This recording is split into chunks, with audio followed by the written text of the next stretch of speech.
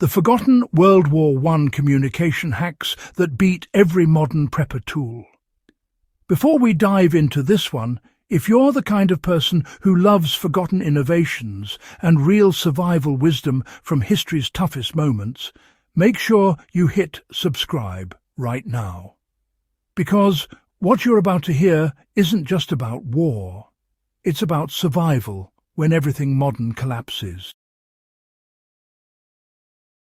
Let's set the stage. The year is 1916. The front lines of World War I stretch for miles across mud, barbed wire and chaos.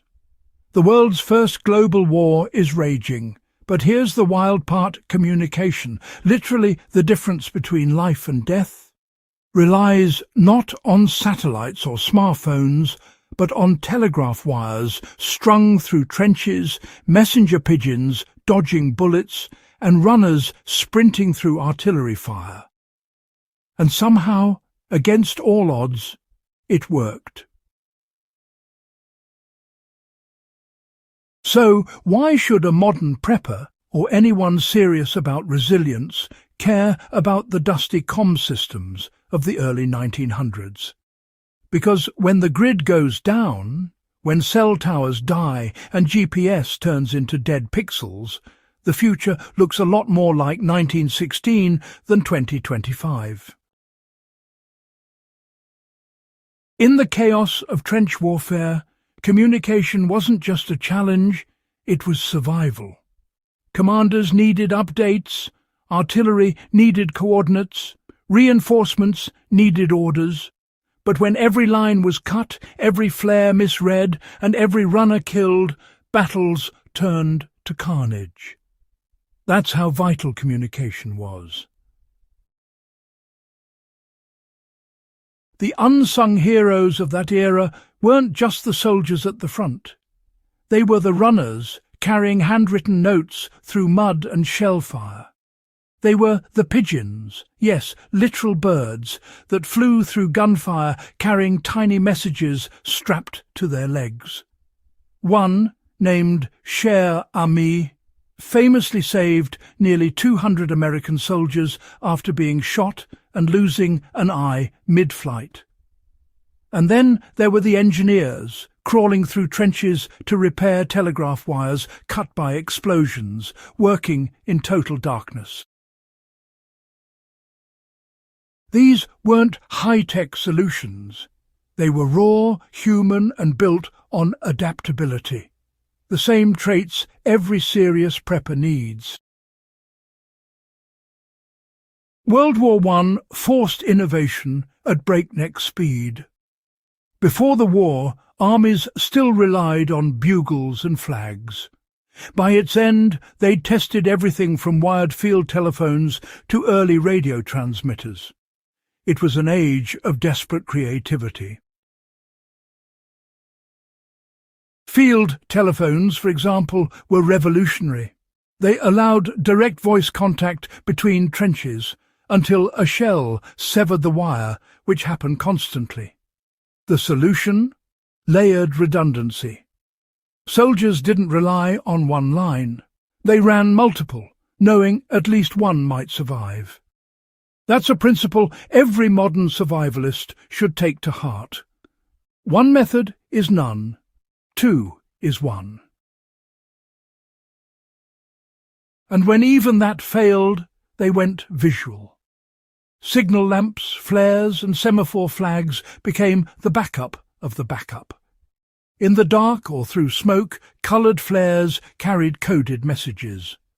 Flashing lamps spelled out Morse code between forward positions. Simple, low-tech, and effective. The lesson? In an emergency, simplicity wins. Here's where things get interesting.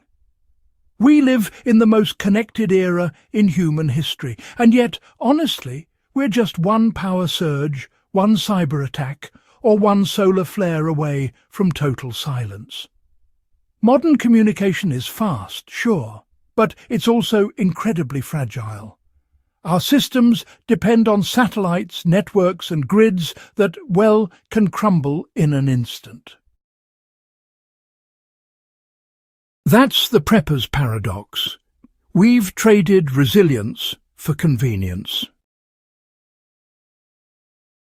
In a real grid-down scenario, think electromagnetic pulse, blackout or infrastructure collapse, all that shiny tech is, frankly, useless. But the communication tricks born in the mud and blood of World War I, those still work. Field telephones can be improvised using wire and batteries. Morse code works with light, sound, or even taps. Signal flags or coloured markers can silently convey warnings or commands. And, even messenger routes, like the runners of the trenches, can be recreated in small survival groups to ensure information flows, even when radios fail. That's not nostalgia, that's practicality. So, how do we translate this old-school ingenuity into something that actually helps today?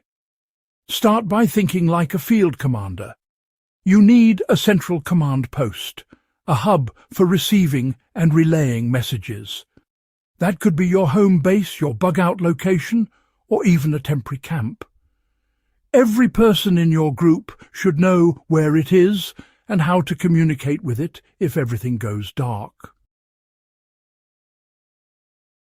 Next, plan for silent signals. World War I soldiers mastered discreet communication under enemy fire.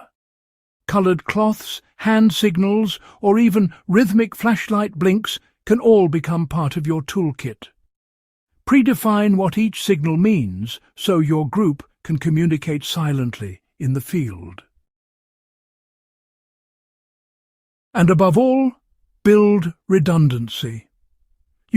Have multiple ways to pass messages. Handwritten notes, sound-based signals, light flashes, walkie-talkies, and even human couriers if necessary. Think in layers, just like the soldiers who ran multiple lines of telegraph cable through the trenches. Training is key.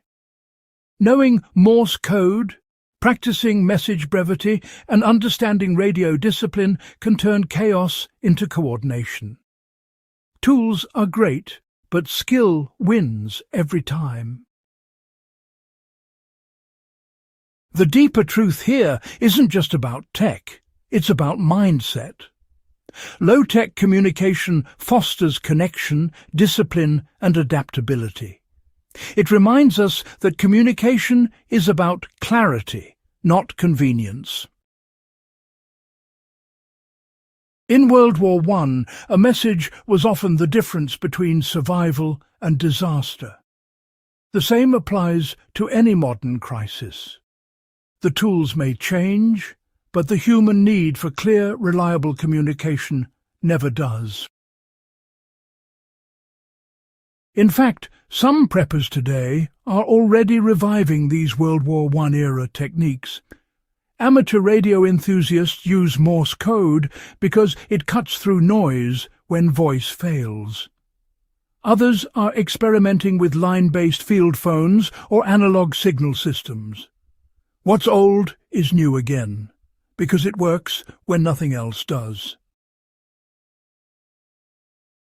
And that's the hidden beauty of these methods. They're not dependent on billion-dollar infrastructure. They rely on ingenuity, preparation, and human will. World War I communications weren't just about technology. They were about resilience under unimaginable pressure. Every wire laid, every flare fired, every runner sent into the unknown. Well, each of these was a lesson in human persistence. Those lessons matter now more than ever, because, honestly, no matter how advanced our devices become, there's just no app for grit, no shortcut for discipline, and definitely no substitute for knowledge. When the modern world falters, the survivors won't be the ones with the newest gadgets. They'll be the ones who understand how to adapt with the tools they have.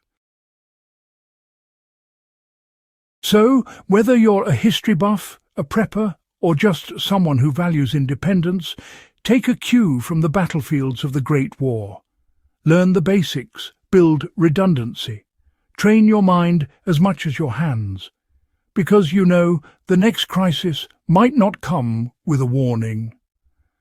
And when it hits, the best signal you'll have is the one you know how to send.